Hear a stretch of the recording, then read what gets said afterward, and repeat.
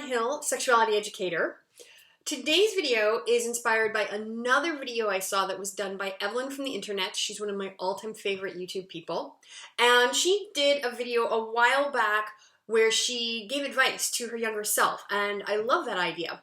So I want to give some advice to my younger self, specifically my teenage self. If I had a time machine and I could go back in time and talk to 13 to 19-year-old Nadine without imploding the world, here are some things that I would tell her. Girl, stop worrying about being ugly. That's not even a thing. Being ugly is not a thing, okay?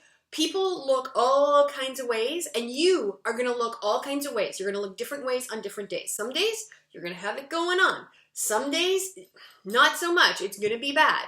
But it doesn't matter. Nobody cares. Nobody cares. You are allowed to exist even if you look bad that day. Okay? It's fine.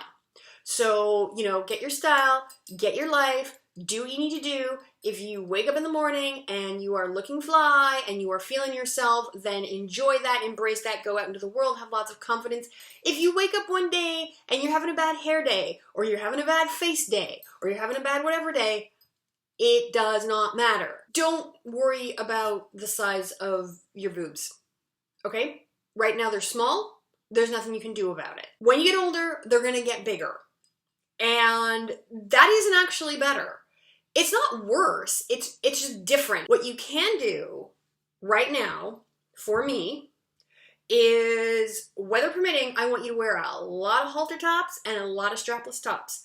Just enjoy living life without a strapless bra. You don't need one right now, and I really want you to enjoy that. Do that for me, okay? Thanks. Whatever else is going on with you appearance-wise, just know that your booty right now is amazing. I know that's vain.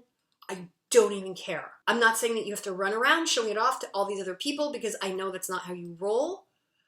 But just, if you can take a minute to reflect on its glory and bask in its magnificence, and know that you own that, and that's part of you.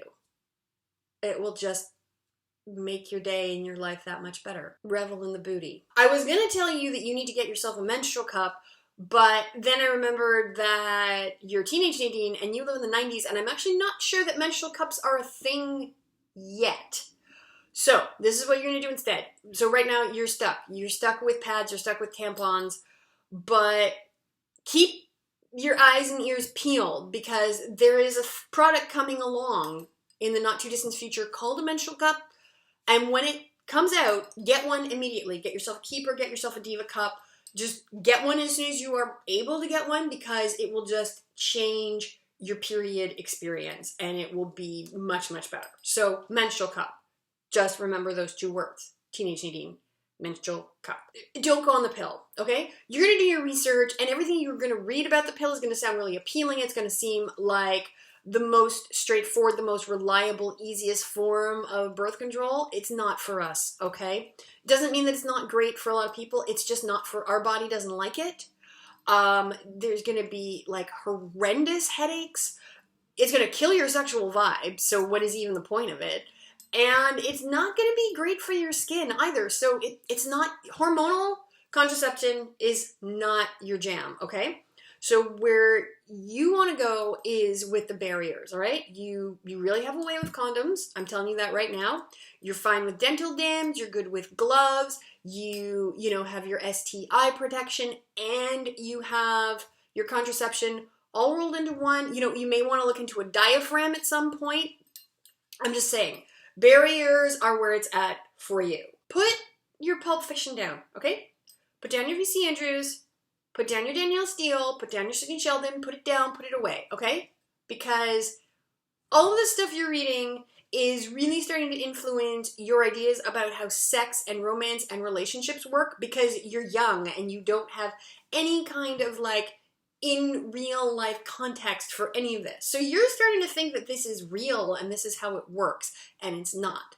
So I'm not saying that you can never read these things again. I'm not saying that they aren't fun and sexy, but it would be better if you had more of a grounding in real life relationships, romance, and sex, so that you could put what you're reading into its proper fantasy context. You're gonna fall in love. I'm telling you that because I know that you wonder about it all the time. Will I ever fall in love? Yes. And you wonder, how will I know? You're gonna know. I know that's what everyone tells you when you ask, and it's so frustrating because it's kind of a non-answer, but I really want you to trust yourself on this one. When you fall in love, you will know. I'm not going to tell you when it's going to happen. I'm not going to tell you who it is. I'm not going to tell you how many people or how many times, because that'll ruin the surprise. But that is something that is going to happen for you, okay? And you'll know. Just trust me, trust yourself. The other thing that you will definitely know when it happens is having an orgasm, okay? So just don't stress about it. Just keep doing things that feel good for your body, and it is going to happen. Again, I'm not going to tell you when. I'm not going to tell you how. It will happen, okay? You are going to get your orgasm, and you will own it. It's going to be fine, okay? So, yeah, just live your life. It's going to happen. It's there for you. Don't have sex if you don't want to have sex. There are going to be times when you think you should have sex because the person you're with wants to have sex, and because you love and care about them, and because you've had sex before and it was fantastic, and because you know that if you tell them no, maybe they're going to feel rejected, and you don't like hurting people's feelings, and you don't like conflict, and you don't know if they're going to be upset with you or not, and you're a little bit worried that they'll start to put pressure on you, and that's going to be difficult to deal with. So it may seem in that moment like it's better to just ignore what you are telling yourself and to go ahead and have sex anyway. I'm here to tell you that that is not better. Having sex when you know in your gut that you don't want to doesn't feel good. It's going to muddle up the way you feel about sex. It's going to muddle up the way you feel about your partner and your relationship. And most importantly, I think it's going to muddle up the way that you feel about yourself. So it's hard. I know. I get it. But trust me, it is just worth it if you know that you don't want to have sex, not to have sex. Oh, and by the way, you don't have to have any kind of good reason or justification. If your gut's telling you, I'm not into sex right now, then just don't have sex. You don't have to do anything that you don't want to do. On the flip side, it is okay for you to ask for and say yes to the sex that you do want. And that includes asking for or saying yes to something that you're maybe curious about but don't know about for sure. If you try something and you enjoy it, great. You just learned something. If you tried something and you don't like it, you haven't done anything wrong. You've just also learned something. Experimenting with somebody who is a consensual partner in a situation where you both feel safe and cared for is fine. Fooling around is fun, or sometimes it's not so fun, but it's okay. You're going to learn something. That's how you're going to figure out your body. So again, trust yourself to know when and under what circumstances you feel ready for sexual experimentation. Be safe and do what you choose to do. Even if I could somehow go back in time and find you to tell you what's up without imploding the world because I'm talking to myself, you're still gonna make mistakes. You're still gonna make bad decisions. You're still gonna have fights with people. You're still gonna have some bad relationships. You're still gonna have some bad sex. You're going to be embarrassed sometimes. You're going to feel sad sometimes. You're going to feel lonely. You're going to feel angry. You're going to feel anxious. You're going to be scared. You're going to be confused. You are going to have regrets. And yeah, that sucks because sometimes life sucks.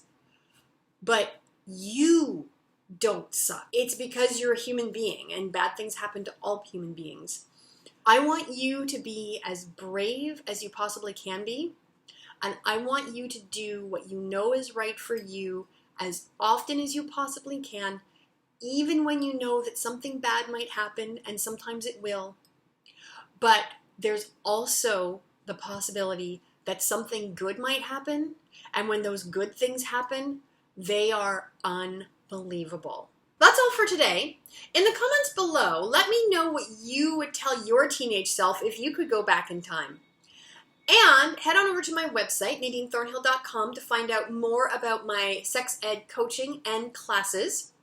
If you like this video, of course, you can share it with people and you can click like, and I would love it if you would subscribe, and then you will have access to all of this wonderful sex ed content. All right. Hope you all have a great day, and I will see you soon. Bye. What are we talking about today? Boobs!